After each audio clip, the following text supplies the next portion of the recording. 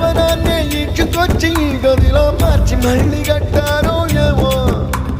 మాయజాలము తెలుసు మంత్రకారడి తెలుసు రెంటి కన్న ఇది ఇంకోటేమో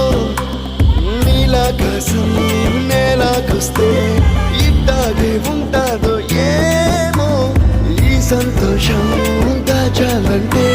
హృదయాలు ఓ వంద కావాలేమో ఇంతందంగా ఉంటుందా